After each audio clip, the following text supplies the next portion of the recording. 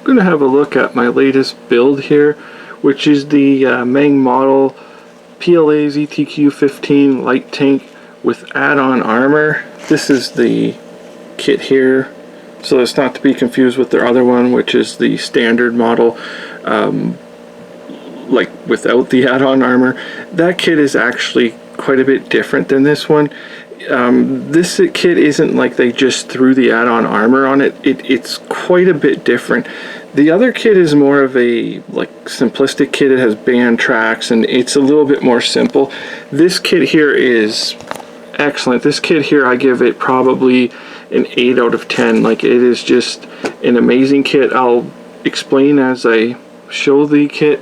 I also use the Galaxy model mask here to do the digital camouflage, and this is actually for the original kit. It's not for the add-on armor kit, but it can be used. As you can see, like, that's what I used. It's not really that much different. It's just a little bit different in positioning.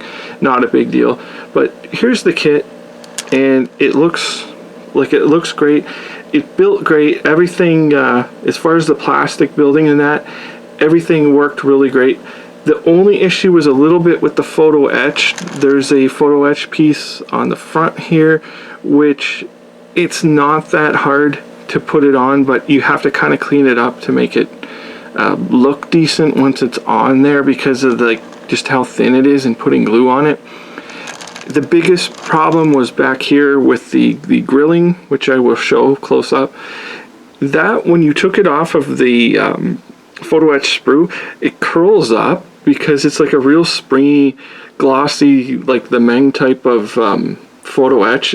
I really don't like their photo etch. I prefer the older style photo etch, the stuff that almost like when you get it, it was like almost corroded in that. Like, I like that kind of photo etch myself.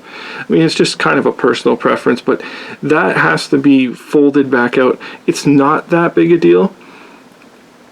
The other issue, which was the third issue, and I say these are very, very minor things, is the plumbing back here.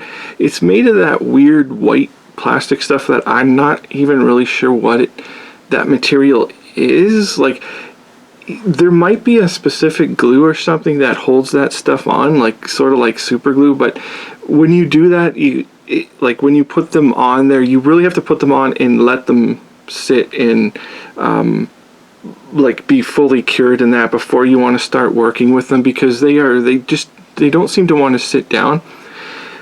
So other than that, I mean, everything about this kit was amazing. Of course, you can have the hatches open, the little turret system there with the grenade launcher and the 12.7 machine gun, like, it's fully posable.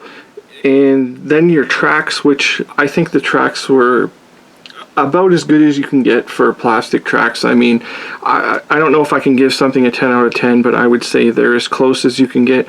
They fit together perfectly fine. They give you a jig and you throw the pins in there, and they're just like a dream to put together. And the amount they tell you to put on is like, I mean, it's perfect. Like, sometimes when they tell you to put so many on, it's kind of like there's an adjustment in there. But with these things, like, they were just spot on. So I give the tracks, like I say, a near 10 out of 10. But I'll give a little go around of the tank here. Another nice thing was the little panther that's on the side there. He is actually a separate piece that you just push in. It makes it so much nicer for painting because you can just put it on later. You don't have to worry about taping it off or anything. And we'll go around here. They give you decals in the kit. I assume they're from the first release, because none of the paint schemes that they tell you, I think there's 4 different ones, none of them use a decal. I threw that one on there because looking at the real ones, when they're in training and that, they seem to carry decal, and of course when they're on parade they carry the Chinese star. But really, other than that, they don't really carry any markings that I've noticed. So we'll just go around here and I'll give some close-ups.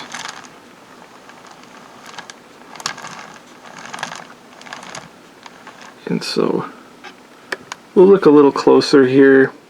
I did it for basically the mountainous region of like it's basically around Tibet there, where the like the little border conflict between India and China is. Like this tank was basically made for that like conflict or dispute. This little light tank, like it's just the perfect thing. So I'll give some closer views here. You can see like there isn't a whole lot you can really do with it in that type of environment, and it's also like a brand new vehicle, so it's not going to be all beat up or anything like that. And then you can see that grilling there, which is kind of a pain to work with, but it is doable. And then there's your plumbing on there also, and on top of the turret there's the machine gun station, which is posable. I mean, I'm not going to grab it and twist it, but the machine gun station is posable. You can see some of the weathering on there. And our sight system for the commander. You can see the LED like front light here, which was a really cool feature of this tank. And then they give you like I'm not sure if that piece right here is actually that white stuff too. It might have been. It actually might have been, but I think there's like companies that do resin ones in that, but I don't know why you would want to really replace that, because that like little like bag or dust cover on there is, I think it looks perfectly adequate. And here's our turret there on top of our hull, and they give you the nice texture there, the anti-slip texture.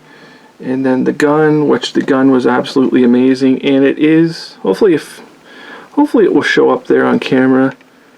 It is actually rifled in there for a change. That's really nice, because this is like the I can't remember the designation. It's like an L105 or something like that, or L7 or something. It's a copy of the British 105 cannon, which is kind of neat that that's what they went with, but it is a light tank. So that's my latest build, and it's the Meng 135th scale PLA ZTQ15 light tank, the version with the add-on armor, and it is a kit that I think I would give like an 8 out of 10 at least, because it is it's really an amazing kit, and the parts count is very low, so if you don't like a low parts count, you probably won't like this. But I would recommend this to any builders too. From like a novice that's getting into it, you'll really enjoy this kit, and it will look nice when it's done. And also, if you're looking for something super detailed and nice, of course it's a Meng kit, so it's going to be good. And really, other than that, thank you for watching.